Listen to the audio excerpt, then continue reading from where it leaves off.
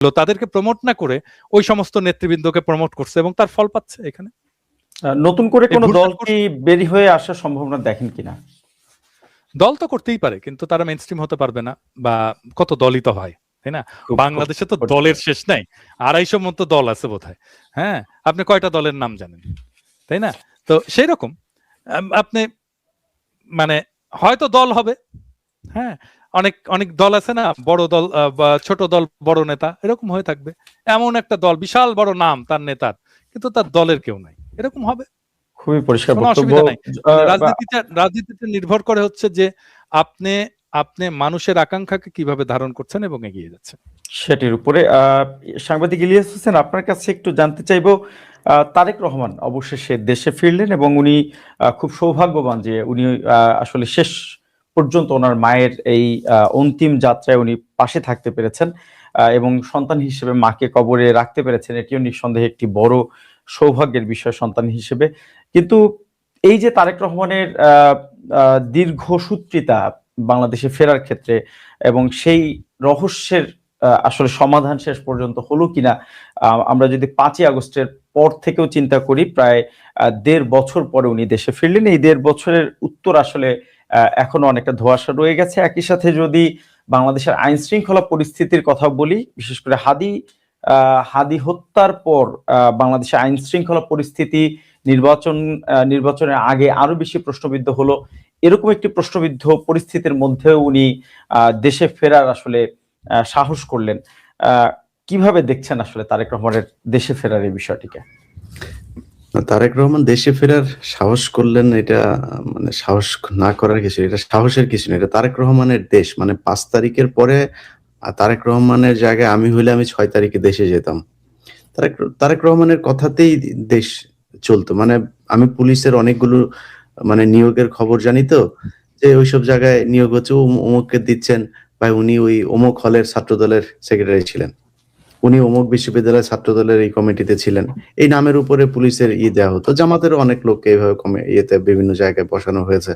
So খুব বেশি প্রভাব ছিল বিএনপি, যেহেতু বিএনপি অনেক বড় দল।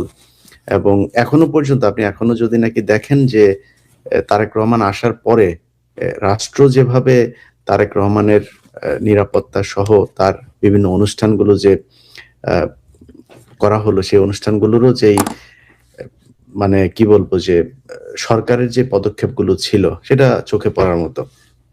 আমি মনে করি ওনার বিশাল একটা দল আছে, ওনার নিজস্ব গোয়েন্দা সংস্থার সাথে ওনার একটা ভালো সম্পর্ক আছে, সেনাবাহিনী, পুলিশ সহ বিভিন্ন জায়গায় ওনার একটা সম্পর্ক তো আছেই। তো তাদের মাধ্যমে উনি চাইলে অনেক আগেই দেশে আসতে পারবেন, এটা সাহসের কিছু না। কারণ তারেক রহমান মনে করা হচ্ছে যে সামনে বিএনপি যদি ক্ষমতায় যায় তিনি প্রধানমন্ত্রী হবেন। সো প্রধানমন্ত্রী হবেন এরকম একজন মানুষ দেশের বাইরে থাকবে কেন? এখন তো আওয়ামী লীগ নাই। কিন্তু এই 1.5 বছর উনি দেরি করাতে যেই সমস্যাটা হয়েছে, এই সরকারের ভেতরে, আমি গতকালকে দাদাকে বলছিলাম একটা কথা, যে তারেক রহমান যেদিন দেশে আসেন সেদিন বিটিভি লাইভ সম্প্রচার করেছেন। সেই লাইভ সম্প্রচার করছে এই খবর জানার পরে এই রেজওয়ানা হাসান, যিনি তথ্য উপদেষ্টা হিসেবে এখন দায়িত্ব পালন করছেন, তিনি তার পিএসকে দিয়ে বিটিভির মহাপরিচালককে ফোন করিয়েছেন যে এটা করার দরকার নেই। বিটিভির মহাপরিচালক পাত্তাই দেন নাই, না তারেক রহমান আসবে, এটা আমরা লাইভ করব।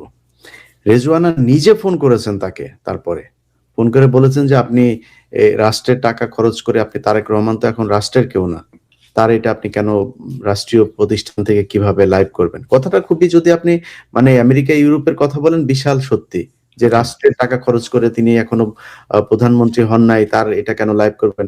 কিন্তু বাংলাদেশ কি আসলে সেভাবে চলে? রেজওয়ানা নিজে কি সেভাবে চলেন? রেজওয়ার মন্ত্রণালয়ে সেই জবাবদিহিতা আছে? কোথাও নাই। কিন্তু তারেক রহমানের বেলায় হয়েছে। এই যে একটা ভ্যাকুয়াম তৈরি হয়েছে, এই ভ্যাকুয়ামের মাঝখানে কিন্তু বিএনপির অনেক নেতা, আমরা বিএনপিকে নিয়ে অনেক কথাবার্তা বলি, কিন্তু তারেক রহমান, জিয়া পরিবার, তাদেরকে কেন বেছে কথা বলতে হয়? ভাই, এই তারেক রহমান গত 15 বছরে, 15 বছর না, 2006 সালের পর থেকেই, সো এই যে প্রায় 20 বছর তিনি যেই কষ্ট সহ্য করেছেন, তেনার উপরে যে নির্যাতন করা হয়েছে, তার মায়ের উপরে যে নির্যাতন করা হয়েছে, এগুলো তো ভুলে যাওয়ার মতো না। সো সেই জিনিসগুলো থেকে যদি করা হয়, আমরা বিএনপির অনেকের বিরুদ্ধে কথা বলে তাদেরকে নিয়ে, কারণ তারা এই বাংলাদেশ স্বাধীন হবার পেছনে তাদের অনেক অবদান আছে, যে কারণেই তাদেরকে বাঁচিয়ে কথা বলতে, তাদের ব্যাপারে অনেক হিসেব করে তারপরে কথা বলি। কিন্তু বিএনপির অনেক লোকজন আছে এর মাঝখানে, যেমন শিলং সালাউদ্দিন সহ এরকম অনেক সালাউদ্দিনদের মতো এরকম অনেকে গজিয়ে উঠেছেন। এটা তারেক রহমান যদি আরো 1.5 বছরের আরো আগে যদি চলে আসতেন তিনি, আমার মনে হয় এই যে মাঝখানে যেই গজিয়ে ওঠা যে ভারতীয় গোয়েন্দা সংস্থার চর যারা, তারা এত প্রভাব বিস্তার করতো। আমি এই যে বিএনপির যে মনোনয়ন দেওয়া হয়েছে যাদের, তাদের অনেকের ব্যাপারে জানি যে লন্ডনে গিয়েছেন তারেক রহমান, তাকে ফোন করেছেন, লন্ডনে গিয়ে দেখা করেছেন, তাকে বলেছেন যে আপনি নির্বাচনের প্রস্তুতি নেন। তাকে বলা হয়েছে হঠাৎ করে তাকে যে সে পায় নাই। কিভাবে পায় নাই? এগুলোই যে মাঝখানে কিছু মধ্যস্বত্বভোগী আপনার কিছু ছিল, তারাই এই জিনিসগুলোকে এইভাবে ম্যানিপুলেট করেছে। যাই হোক, তো আমার মনে হয় তিনার আশাটা এটা খুব অপ্রাসঙ্গিক বা অনাকাঙ্ক্ষিত, অপ্রত্যাশিত এরকম কোনো কিছু আমি মনে করি না। আমি একটা প্রশ্নের উত্তর দিতে চাই, এটা দাদাকে আপনি প্রশ্ন করেছিলেন, ওইটা আমার কাছে কিছু তথ্য আছে যে জিনিসগুলো আপনাকে জানালে আমার মনে হয় দর্শকদের জন্য বুঝতে সুবিধা হবে। সেটা হলো জামাতের আমির, তার সাথে ভারতের একজন বিশেষ দূতের যে সাক্ষাতের কথা বলা হয়েছে, পররাষ্ট্র মন্ত্রণালয়ের একজন কর্মকর্তা, নানান কথা বলা হয়েছে। আমি ডক্টর শফিকুর রহমান এবং ডক্টর আব্দুল্লাহ মোহাম্মদ তাহের ভাই, ওনাদের দুইজনের সাথেই গত 3-4 মাসের ভেতরে আমার দুইজনের সাথেই সেপ্টেম্বরের থেকে এই গত কয়েকদিনের মধ্যে আমার সাথে সাক্ষাৎ হয়েছে, এবং ওই সাক্ষাতে আমি তাদের কাছে নানান বিষয় নিয়ে কথা হয়েছে। এর মাঝখানে আমি ওনাকে প্রশ্ন করেছিলাম যে ভারতের সাথে আপনাদের কোনো ধরনের বৈঠক হয়েছে কিনা। তিনি বলেছেন যে ভারত আমাদের কাছে, আমি যেদিন আমার সাথে ওনার যেদিন দেখা হয় ওনার হোটেলে, আমি যেদিন কথা বলি, বলেছে আমাদের কাছে এই পর্যন্ত 6 বার তারা সময় চেয়েছেন। তারা কোনো এক জায়গায়, সেটা শফিকুর রহমানের মানে বাসায় হোক, অফিসে হোক, বা তাদের কোনো অফিসে হোক, যে কোনো জায়গায় ডক্টর শফিকুর রহমান যেইখানে বলবেন রাজি হবেন, ভারত সেইখানেই বসতে রাজি। কিন্তু ডাক্তার শফিকুর রহমান সেটাতে রাজি হন নাই। কারণ হচ্ছে গিয়ে তিনি আমাকে এই কথাটা বলেছেন যে আমি ওনাদের সাথে কোথায় গিয়ে বসবো, সেখানে তারা একটা ছবি তুলবে, ছবি তুলে তারপরে দিয়ে দিবে। তারা এই বৈঠকটা কিন্তু গোপনে করতে যাচ্ছেন, তিনি যান নাই। এমনকি বিভিন্ন জায়গায় যখন তারা, আপনারা জানেন যে ডিপ্লোমেটদের সাথে অনেক বৈঠক থাকে, যেখানে ভারতের দূতাবাসের লোক থাকে, পাকিস্তানের থাকে, চীনের থাকে, আমেরিকার থাকে, সেখানে রাজনৈতিক ব্যক্তিদেরকে দাওয়াত দিলে তাদের যেতে হয়। সেখানেও তিনি, মানে আমি ডক্টর শফিকুর রহমানের কোট আনকোট করছি, যে তিনি খুব সাবধানে থাকতেন যেন তাকে আলাদাভাবে কোথাও পেয়ে তারপর ভারতীয় দূতাবাসের কেউ আবার একটা ছবি তুলে না ফেলে। সো এটা হচ্ছে ভারতের অবস্থান, এই মানে জামায়াতের অবস্থান। আমার কাছে যে তথ্যটা ছিল সেটা খুবই পরিষ্কার। ধন্যবাদ ইলিয়াস হোসেন আপনাকে। পিনাকি ভট্টাচার্য, আপনার কাছেই একদমই আমরা অনুষ্ঠানের শেষ পর্যায়ে, আপনার কাছে একটু ফিরতে চাই। এই ভারত প্রসঙ্গে যেহেতু কথা হচ্ছে, ভারত প্রসঙ্গ নিয়ে একটু আপনার কাছ থেকে জানতে চাইবো। আসলে বাংলাদেশের নির্বাচনে আমরা খুব মানে এটি খুব পরিচিত কমন একটি বিষয় যে বাংলাদেশের রাজনীতি থেকে শুরু করে নির্বাচন, প্রত্যেকটি ক্ষেত্রে আসলে ভারতের একটি প্রত্যক্ষ রোল প্লে আমরা দেখি। আসলে এবারের নির্বাচনে সেটা কতটুকু সম্ভাবনা দেখছেন, অথবা যেহেতু মানে বাংলাদেশের বর্তমান যে পরিবর্তিত যে পরিস্থিতি, তাতে করে এটি খুব পরিষ্কার যে অনেকটা বেকায়দায় রয়েছে ভারত আসলে বাংলাদেশের সাথে সম্পর্কের ক্ষেত্রে। এবারের নির্বাচনে কতটুকু তাদের সম্পৃক্ততা অথবা তাদের রোল প্লে করার সম্ভাবনা দেখছেন? দেখেন, আমি কয়েকটা খুব বলবেন যে এটাকে বলা যেতে পারে খুব সিম্পল ট্রিক ফলো করি আর কি, এবং আমি কিছু জিনিসে খুব খুশি হই। যেমন ধরেন, আমার ফেসবুকের প্রোফাইলে কোন ভারতীয় এসে যদি আমাকে গালাগালি করে, আমি খুব খুশি হই। নাম বলতে চাই না, বাংলাদেশের মানুষ দেখবে ভারত কোন প্রার্থীর পক্ষে, কোন দলের পক্ষে অবস্থান নিচ্ছে, এটা দেখবে। মানে ভারত, শোনেন, এটা ভেরি সিম্পল। এটার জন্য আইনস্টাইন হওয়ার দরকার নাই, এটার জন্য রাজনীতিতে আপনার থমাস হবস হওয়ার দরকার নাই, সক্রেটিস হওয়ার দরকার নাই, প্লেটো হওয়ার দরকার নাই। খুবই সিম্পল। প্রথম আলো, ডেইলি স্টার যেই দলকে, যেই জোটকে সমর্থন দেবে, সেটাই ভারতের সমর্থন। Very simple. প্রথম আলো, ডেইলি স্টার কাদেরকে গ্লোরিফাই করে, দেখেন, আপনার উত্তর পেয়ে যাবেন। এটাই নিউটনের সূত্র। এটাই নিউটনের সূত্র, সহজ সূত্র। প্রথম আলো, ডেইলি স্টার যার পক্ষে, তারাই ভারতের প্রার্থী। আমরা আমরা নতুন আরেকটি সূত্র আমাদের দর্শকদের জন্য পেলাম আপনাদের থেকে। দর্শকদের খুব কৌতূহলের একটি প্রশ্ন দিয়ে আমাদের অনুষ্ঠান শেষ করব। দুজনের জন্য একই প্রশ্ন, আপনারা কবে ফিরছেন দেশে? প্রথমে পিনাকি দার কাছে যাই, এরপর আপনাদের দেশে ফেরা নিয়ে দর্শকদের একটি বড় কৌতূহল আমরা লক্ষ্য করছি। আসলে এই বিষয়ে কোনো মন্তব্য করবেন কিনা? দেখেন, আমি আসলে কেন দেশে ফিরতে পারিনি সেটা নিয়ে আমি অনেকবার নানাভাবেই ব্যাখ্যা করছি। সেটাকে অন্য অনেকভাবে বলার চেষ্টা করা হয়। হ্যাঁ, আমি ফিরতে চাই।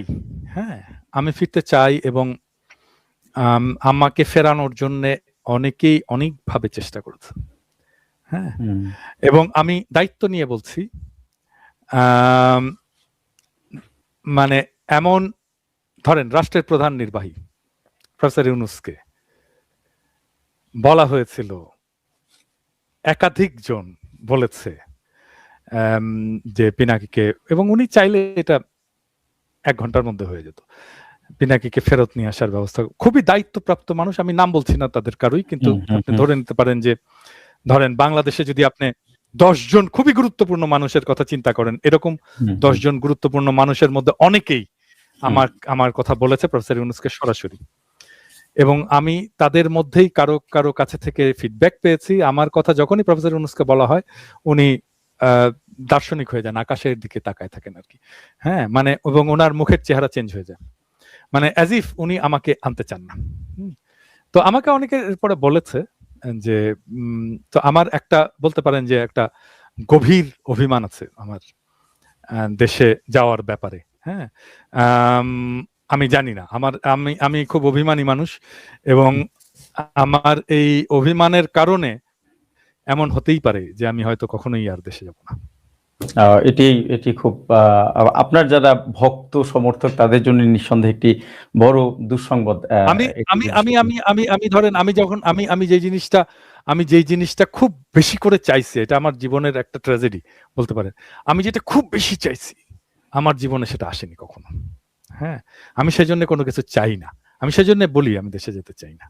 হ্যাঁ, যদি এই বিরাট থেকে একদিন হঠাৎ করে মানে সত্যিকার অর্থে আমি কিন্তু আমি যখন কর্পোরেট জব করতাম আর কি, তখন আমি ওভারসিজ পোস্টিং চাইতাম, এবং আমি চাইতাম যে প্যারিসে আমি যাব, আমার পোস্টিং হবে প্যারিসে। হ্যাঁ, এটা আমার উচ্চাশা ছিল বলতে পারেন ওই সময়, কম বয়সে আর কি। তো সেটা কিন্তু তখন হয়নি। তারপরে আমি যখন আসতেই চাইনি, তখন আমাকে এসে খোদা তাআলা প্যারিসে এসে আমাকে থিতু করে দিলেন। তো আমার আসলে আমার দেশে যাওয়াটা আসলে আমি মনে করি যে এটা এখন আমি রিয়েল অ্যান্সার দিচ্ছি, অভিমানের কথা না। আমার দেশে যাওয়াটা আসলে ডিপেন্ড করে, আমি বলি আমি তো এখন খুবই স্পিরিচুয়াল মানুষ আর কি বলতে পারেন। হ্যাঁ, আমার দেশে যাওয়াটা যেদিন খোদা তাআলার হুকুম হবে সেদিন আমি হাজির থাকবো, যেদিন উনি চাইবেন সেদিনই আমি যাব, কেউ আমাকে ঠেকাইতে পারবে না। আমি অভিমান করেও আমি দূরে থাকতে পারবো না। আমার যেদিন সময় হবে, রাইট টাইম, সেটা প্রবাবলি আসমানে স্থির হবে যে কবে আমি দেশে ফিরবো, সেদিনই যাবো। কেউ আমাকে ঠেকাইতে পারবে না সেদিন, এবং আমার কোনো অভিমান আমাকে দূরে রাখতে পারবে না। কিন্তু ব্যক্তিগতভাবে আমি কোনো নিজে থেকে উদ্যোগ নেব না। খুব পরিষ্কার বক্তব্য। পিনাকি ভট্টাচার্য, যেদিন ওনার হুকুম হবে সেদিন আমি যে ইলিয়াস হোসেন, আমরা পিনাকি ভট্টাচার্যের উত্তর পেলাম। আপনি চাইলে এই প্রশ্নের উত্তর দিতে পারেন, আমরা যদি আপনার থেকে উত্তর পাই। আমার প্রশ্নটা আর অনেক বেশি মানে আপনাকে সুস্পষ্ট ভাবেই দেওয়া যাবে। আমার নামে এখনো পর্যন্ত 4টা মামলা পেন্ডিং আছে, যে মামলাগুলোর ব্যাপারে সরকার কোনো পদক্ষেপ নেয় নাই। এটি কি মানে ফ্যাসিস্ট আমলের মামলা? আমার সব মামলা ফ্যাসিস্ট আমলের। ওহো। আমার প্রথম মামলা হয় হচ্ছে 5 জানুয়ারির যে নির্বাচন, ওই নির্বাচনের 3 দিন পরে আমার নামে একটা মামলা হয়। আমাকে যেদিন ডিজিএফআই ডেকে নিয়ে যায়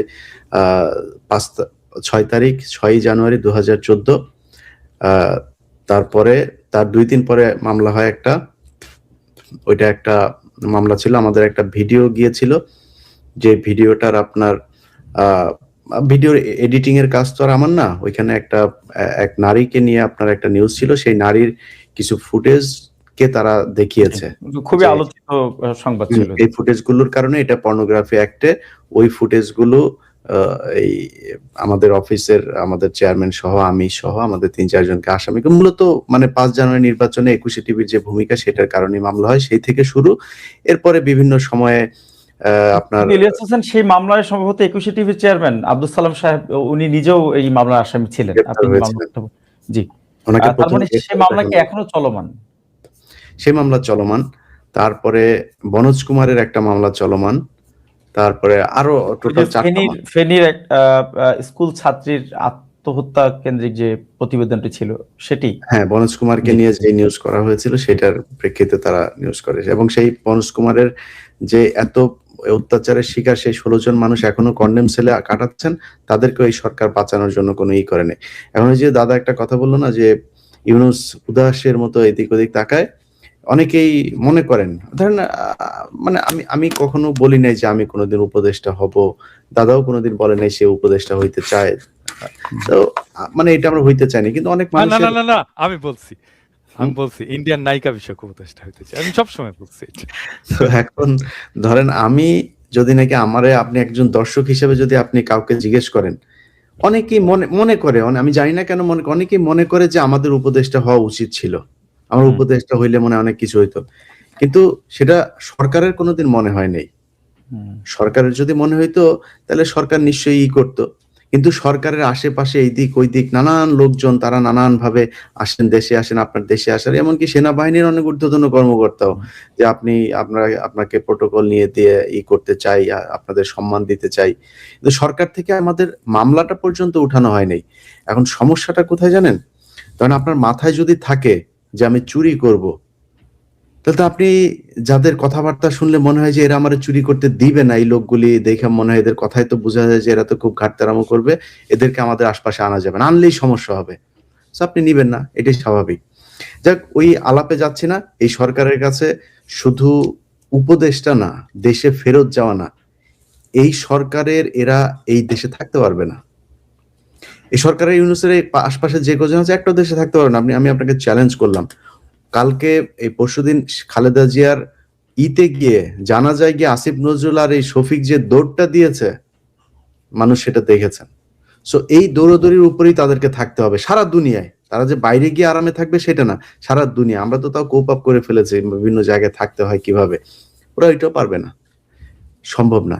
এখন আপনার দেশে ফেরার বিষয়টি আসলে আপনার যে মামলাগুলো চলমান সেটি হয়তো অনেক দর্শকের আসলে জানা ছিল। আমি দেশে ফিরবো যেদিন আমার যুদ্ধ শেষ হবে, সেদিন আমি এই দেশের কারোর অন্য একজন ভিনদেশী পতিতা ব্যবসা করত এরকম একজন চুরি করে আনা আমার দেশকে ভাগ করার জন্য যেই জাতীয় সঙ্গীত লেখা হয়েছিল, সেই জাতীয় সঙ্গীত আমার জাতীয় সঙ্গীত থাকতে পারবে না। এই শর্তে আপনি যেদিন করবেন, আমার 16ই ডিসেম্বর বিজয় দিবস অনেকে বলেন না, আমি এটা বিজয় দিবস মনে করি না। আমি সেদিন বিজয় দিবস পালন করব 16ই ডিসেম্বরকে, যেদিন ভারত পালন করবে না। ভারত যেদিন বলবে যে এটা বাংলাদেশ আর পাকিস্তানের যুদ্ধ ছিল, সেদিন আমি বিজয় দিবস পালন করব। কিন্তু ভারতও বিজয় দিবস পালন করবে, বলবে যে ভারত পাকিস্তান যুদ্ধ, আর আমিও বিজয় দিবস পালন করবো, আমি এটারে বিজয় দিবস, ওই দিন ওইটা সেটেল হইতে হবে আগে। সো এই জায়গাগুলো ঠিক হইতে হবে ভাই, তারপরে দেশে যাওয়ার চিন্তা ভাবনা করব। আর এর মাঝখানে আবার আমারে নাকি আবার উঠায় নিয়ে যাবে কারা, উঠায় নিয়ে গেলে দেশে যায়, তারপর দেখা হবে, ওইটা আবার অন্য জিনিস। যাই হোক, আমি আজকে একটু সময় নিয়ে নিচ্ছি আপনার কাছ থেকে। জি, আমাদের বাংলা এডিশনের এই ক্রাইম এডিশনে আজকে প্রথম পর্ব গেল। এই প্রথম পর্বে আমার খুব ইচ্ছে ছিল যে দাদাকে দিয়ে আমাদের এটা উদ্বোধন করানো হবে, যে কারণে দাদাকে আজকে কারেন্ট এডিশনের এই অনুষ্ঠানে আমরা আমন্ত্রণ জানিয়েছিলাম। দাদা, আপনাকে অনেক ধন্যবাদ আমাদের সাথে আপনার লম্বা সময় দেওয়ার জন্য, আপনার ঘুম ভাঙায় তারপরে আমি আপনাকে যুক্ত করেছি। আর আমাদের বাংলা এডিশন নিয়ে যে কথাগুলো বাজারে ছেড়েছে, আমি সেটার ব্যাপারে বাংলাদেশের মানুষকে, আমাদের দর্শকদেরকে জানাইতে চাই, বাংলা এডিশন বন্ধ হয় নাই। বাংলা এডিশন নিয়ে যেটা হয়েছে সেটা একটা খোলা জলে মাছ শিকারের মতো একটা অবস্থা হয়েছে। বাংলা এডিশন বন্ধ হয় নাই। বাংলা এডিশন যদি বন্ধ হয়, আমরা আপনাদেরকে জানাবো, এবং সেটার জন্য কোন কোন কর্মকর্তা কোথায় কোথায় সাইন করে কে আমাকে চিঠি পাঠায়, আমি সেই চিঠি দেখার পরে তারপরে সেটার বিরুদ্ধে ব্যবস্থা নেওয়া হবে। এবং তারা কতদিন বাংলাদেশের 2.5 দিনের মন্ত্রী উপদেষ্টা এসব হয়ে থেকে তারপরে তারা কোথায় কিভাবে বাংলা এডিশনের বিরুদ্ধে ব্যবস্থা নিয়ে তারপরে কত সুখে থাকেন, সেটাও আমাদের সাথে ইনশাল্লাহ এই দেশে দেখা হবেন। আমরা আজকে এই সরকারের আমলে কিছু চাচ্ছি না, দেশে যাচ্ছি না বলে এই দেশে আমরা ভেসে আসছি এরকম না। অনেক ধন্যবাদ পিনাকি দেশটার জন্য ভট্টাচার্য। আমাদের অনেক ভালোবাসা আছে, এই দেশকে আমরা ভালোবাসি। এটা আমরা টাকা দিয়ে আমাদের কিনে তারপরে কেউ ভালোবাসা শিখায় নাই। এই ভালোবাসা আমরা একদম কোনো কারণ ছাড়া ভালোবাসি, এটার ভিতরে কোনো স্বার্থ নাই, সেই স্বার্থ ছাড়াই ভালোবাসি।